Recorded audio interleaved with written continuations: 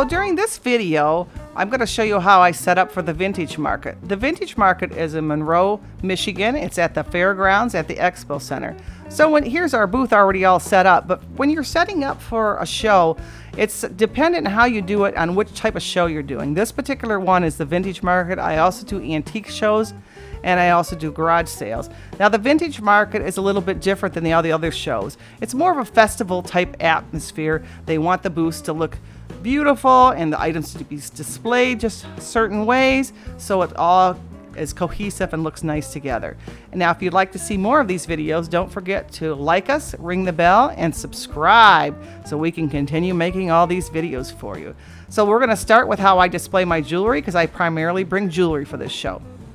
So I'm getting ready for the Vintage Market in Monroe, Michigan, and I wanted to figure out a way to display my jewelry but make it real easy to get in and out, and I didn't really like the typical showcases with the glass on them. So I came up with this idea. Actually, I kind of stole it from someone who I saw in the Tiffin show. She had put all of her stuff in vintage suitcases, and I thought, what a great idea. So I'm going to show you how I get ready. Typically I have these suitcases already filled and I just need to update them, but this one I need to do the whole thing. So I start with a vintage suitcase and I put towels on the bottom so that it lifts it up a bit. And then what I usually do is put a black cloth on the top of that so the jewelry looks nice. Sorry, I'm trying to do this with one hand. So I put a black piece of cloth and I tuck it in on the sides to make that look all pretty. Okay, so we have our black material down over the towels on the bottom to lift the jewelry up a little bit higher. On the suitcases I use, I also put, you can see this dowel rod over here. That keeps the lid up so it doesn't snap on somebody when they're looking at items. And I also put thumbtacks on the top to hang my necklaces, because the necklaces get totally tangled if you lay them down here. So we're going to start with, you can do this however you want, but I usually I tend to have the same way of doing things. I put the bracelets on the side, so I'm going to start with the bracelets on the side. And I do these suitcases by color. I like to put all the silver and the gold. Silver in one, gold in another. I usually put purple on another one, reds, pinks in another one, greens and harvesty type colors in another ones, and blues. You can do it how you want, but it tends to look better if you kind of color code things a little bit. So we'll start here with putting all the silver bracelets here on the side. And I usually try to get as many as I can get in.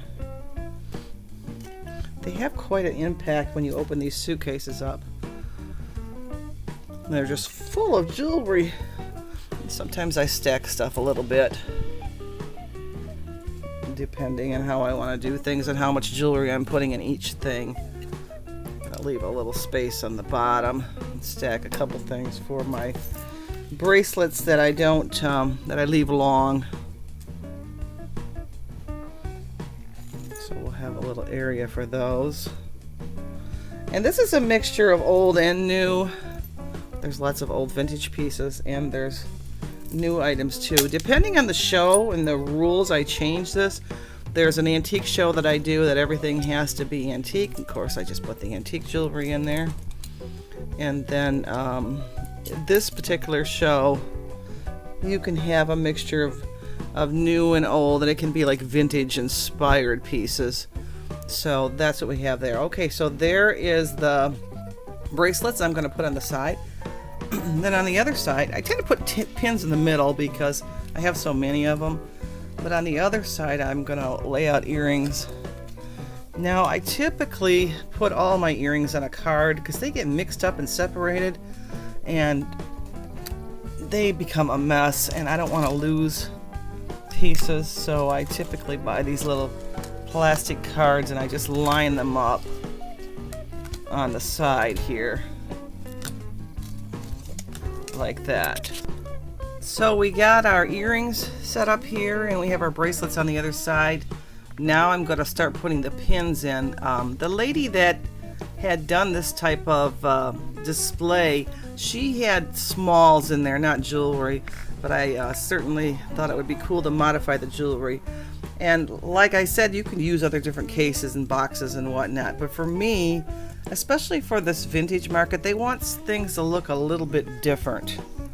So I use the suitcases, and as you can see, when I store my jewelry, and I'll show you this tray, I store it by color. So there's a tray, and here are the necklaces, and I'll show you how I wrap all those together so they don't get tangled. So all I have to do is pull out a tray out of my storage and start placing the pieces in.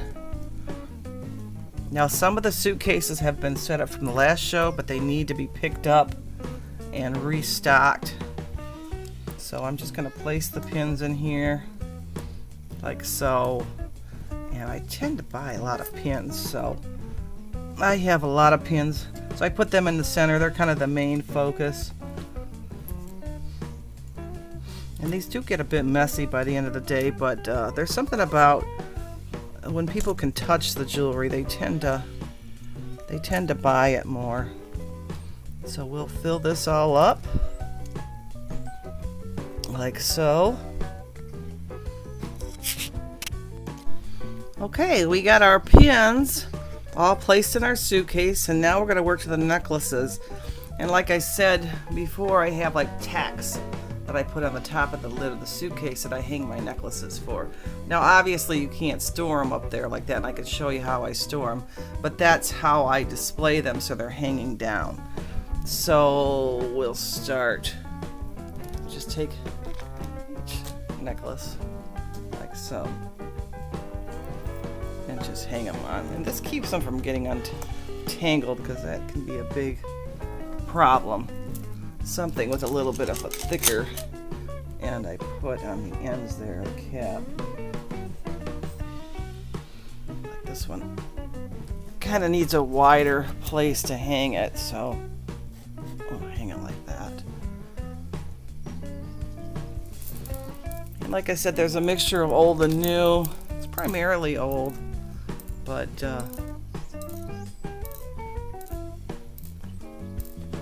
there's some new vintage inspired pieces that I put in for this particular show. So we'll just hang them up like this. And then they will be displayed nicely.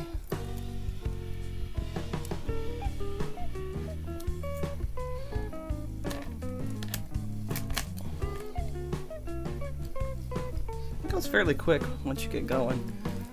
And I need to go grab a couple more necklaces, and now here's the red and pink suitcase that I typically do. There's our bracelets, pins and earrings on the bottom, and our necklaces hanging from the top.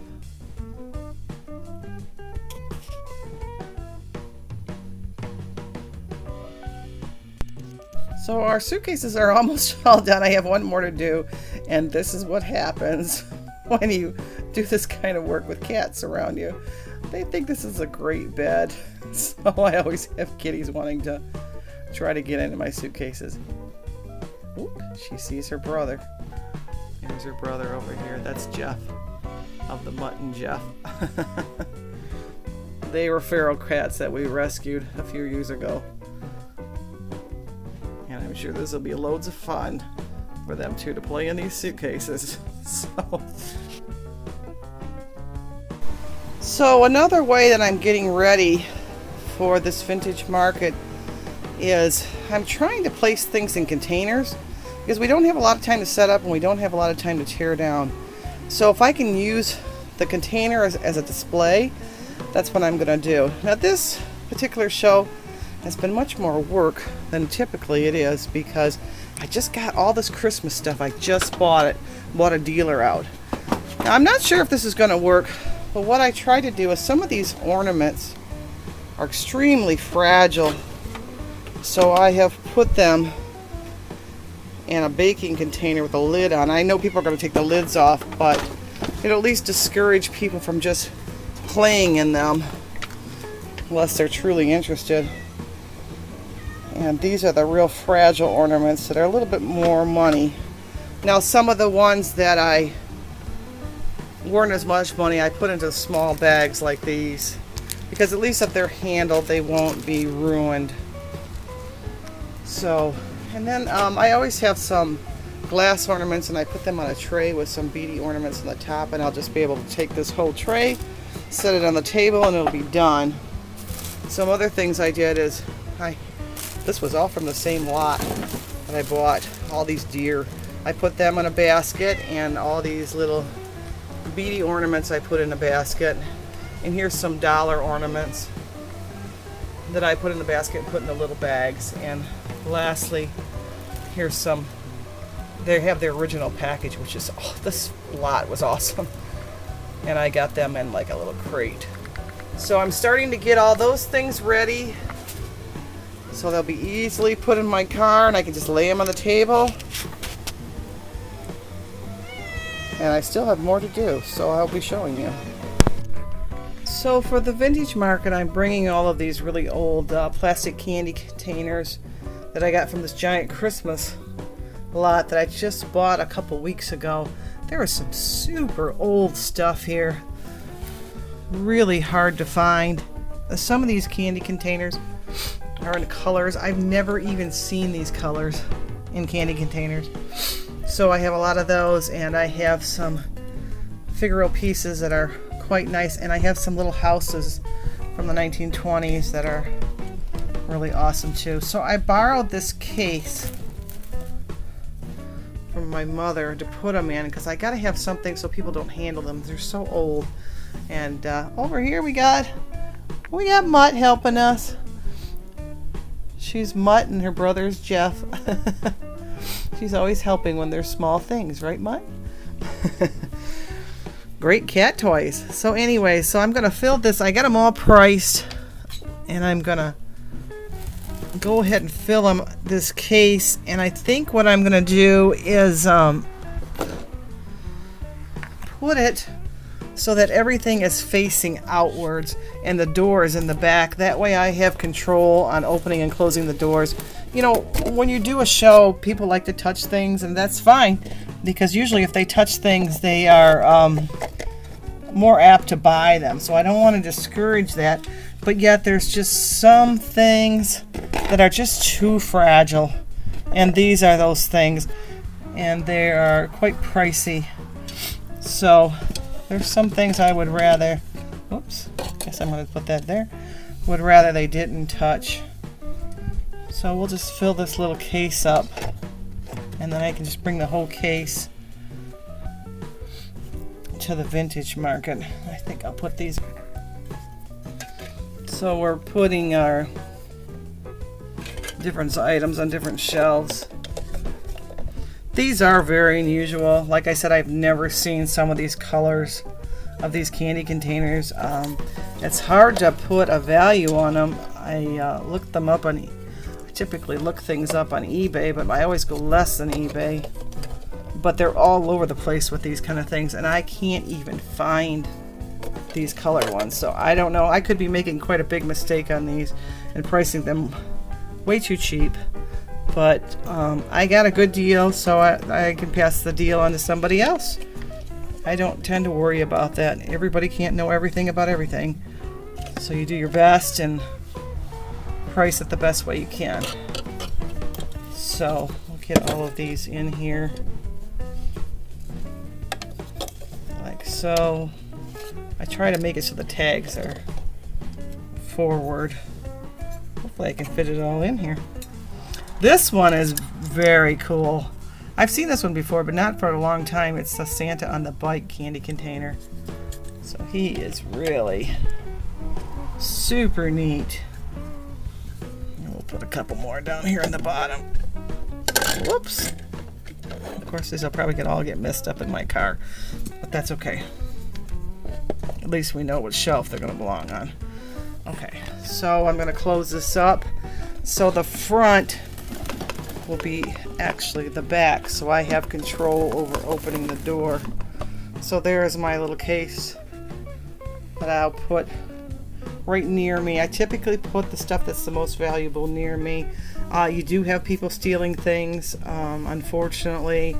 I had some weird circumstances where somebody was stealing parts of sets. Like I had a necklace and earrings, and they would steal the earrings. It's like, just take the whole thing. You get aggravated with it. Or if it was a pin and earrings, they'd take the pin.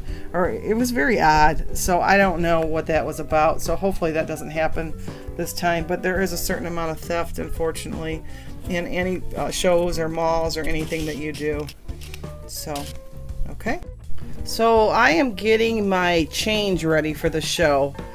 What I usually do is, a lot of people have boxes with the money in it, but I'm typically by myself, and I always put all of my money on my body. That way, if I have to get up and help somebody, then I don't have to worry about my money being stolen. So I either use a fanny pack or I use a purse like this, which is a cross strap.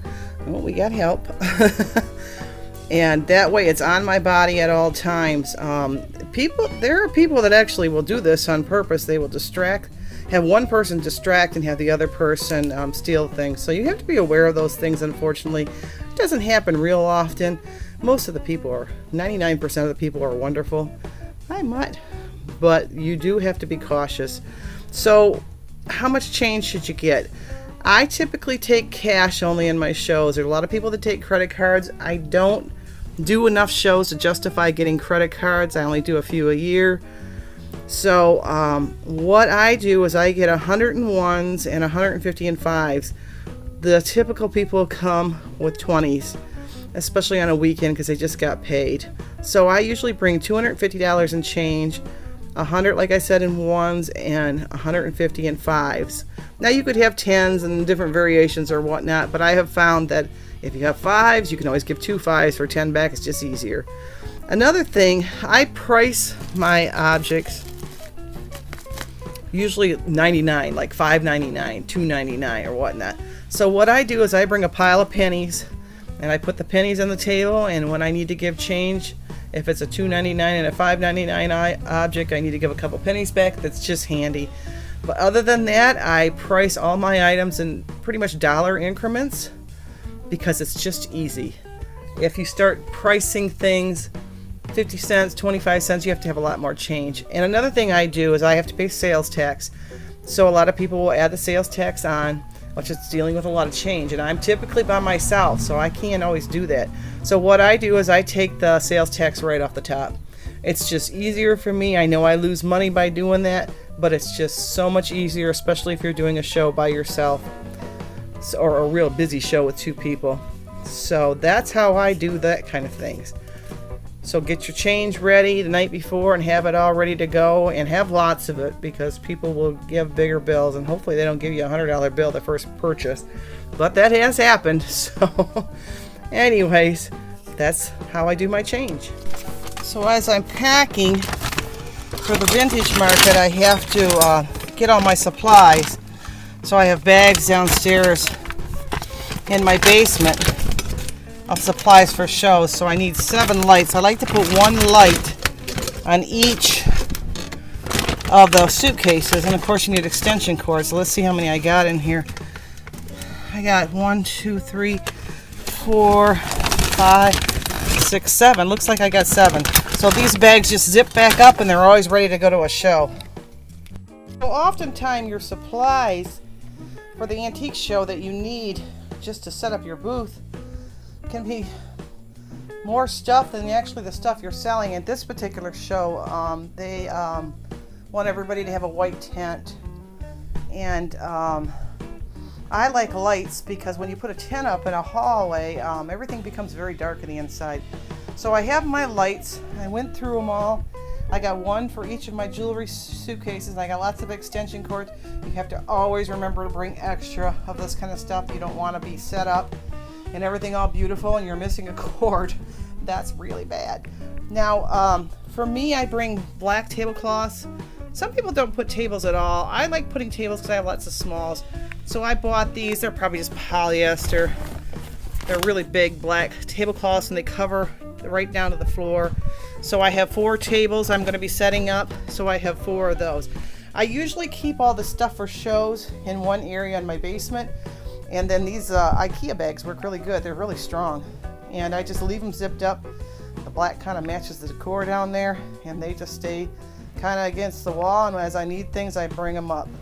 So the only thing I'm missing for the setup, I have the tables, I have the tent, I have these items. I need some clamps and a banner. At this particular show, you were required to have a banner, so I'm going to go get that, and I have to have a bunch of clips to clip everything up. So I'll show you that in a second. So I found a bunch of these clips or clamps, whatever you want to call them, and these are really important to bring along because if you want to hang something up from the tent, whenever there's a little problem, a cord that needs to be out of the way or something, these are valuable to have around. So I always bring a lot of these because you never know when you're going to need them. And then for this particular show, you're required to have a banner. So here's the banner. You can see the floor of my living room is looking pretty messy. So there's my banner, and I think I have the supplies ready, and we're going to finish packing up the cars. Okay, now here's another bag that I pack that I always bring along. I usually have some newspapers and a couple garbage bags for any big items, lots of paper bags,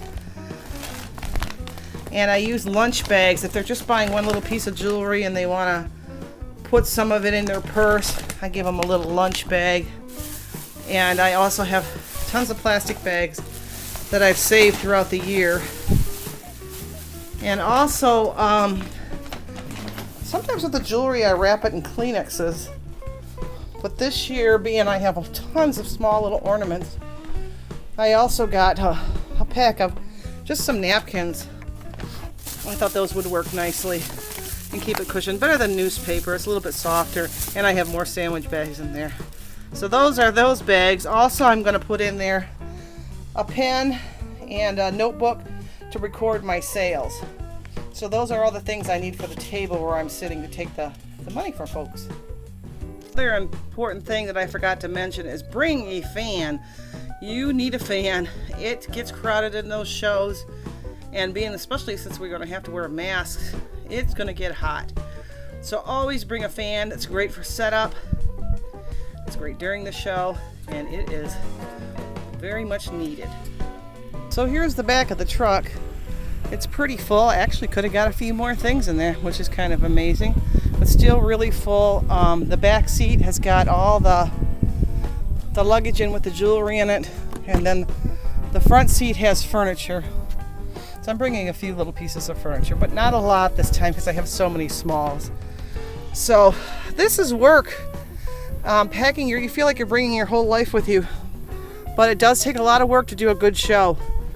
So our vehicles are packed. I usually pack the day before, and we'll be ready to leave in the morning to go set up. So here's all the suitcases that I put in the back seat of the truck. I want them to be protected, so they're locked in here. So I pile them on top of each other. You have to kind of be careful because some of these luggages are real soft in the top, so you have to put the more hard shell cases on the bottom. And here is a couple of the tubs of pumpkins and some Halloween items that I packed in the back seat. Every inch of this truck is going to be filled before we're done. So this is just the start of it. So along with my truck, I usually pack up my SUV, and it's really good because the seats fold down. The front passenger seat will fold down, and sometimes these giant sleds, they will fit better in my little SUV than in the truck because we have a shorter truck bed. So this little SUV is going to be mighty full too, so we're going to put this big sled in there. So this is just downright scary. My car is so full that it is only one person could be in it, and that's the driver. So there is a lot of packing you have to do for a vintage market. You have to bring a lot of stuff. They focus on the booths there looking very beautiful, and it takes time to make that happen. Like all of these little ornaments, I had a price individually, and normally I have a lot of this stuff done as soon as I buy the items, but this giant Christmas lot I got came at the last minute, and it is some nice stuff. So we got our sled and our big pumpkin thing in here. And then one thing I forgot to mention is that when you're doing a show, I think I just locked the bee in there. That might not be a nice surprise for later. It's important that you give out flyers with all your mall information. This is where you're going to get your new customers. So I have my flyer here, and I also have my YouTube here and my Facebook. So it's very important that you bring that out. You're going to see a lot of people. It's great advertising for the malls you're in and all of that. So here is the car. So here's the building we're going to be setting up in. At the Vintage Market, there's spots inside and outside, and we were lucky enough to get a spot inside the building, which is great for all the jewelry. So here's our tent. We already got our tent up. Now we're ready for the tables and all the items. We're kind of back in the corner, right next to the corner one, which actually is a great spot. Because we have the corner here, we can kind of float out a bit. So here's our cart loaded up. We've had about three carts full. Luckily at this venue, they give us carts to use. You can't always count on them. You gotta sometimes bring your own. But here's one all loaded up. So here's a time lapse of all of us setting up. This process took us about an hour and a half to 2 hours, and it took 3 of us to do this. But when I have help, it's great. I have my husband and my daughter helping, and my daughter's really fast. So if you like these videos, don't forget to hit the like button, ring the bell, and subscribe.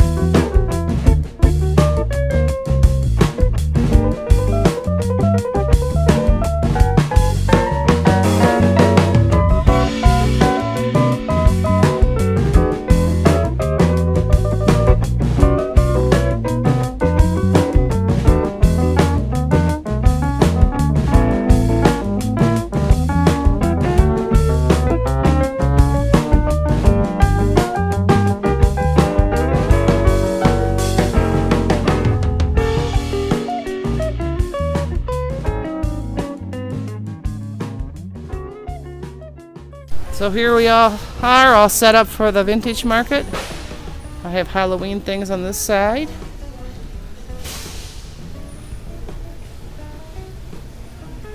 Lots of pumpkins. Lots of Halloween items. And we have a ton of Christmas this time. I like to bring my Christmas because it is October. People start shopping for Christmas gifts this time of year.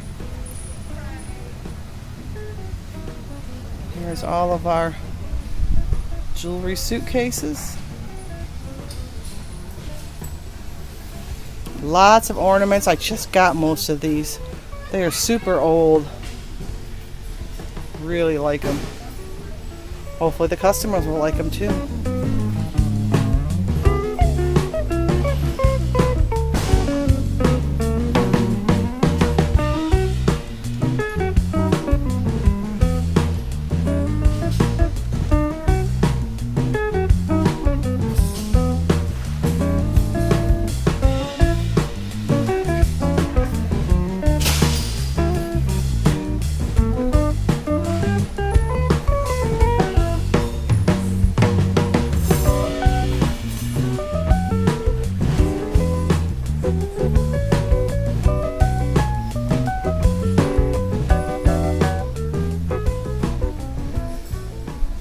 And here's our green suitcase with all the harvest colors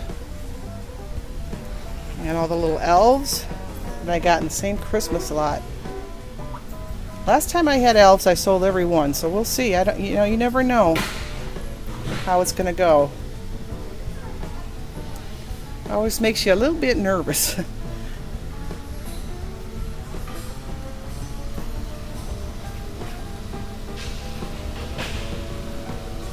And here's our more expensive jewelry with some beautiful purses. And these are all pearls here. And here's the showcase of the candy containers and the very, very old vintage Christmas stuff. And I have 2 trays of rings here.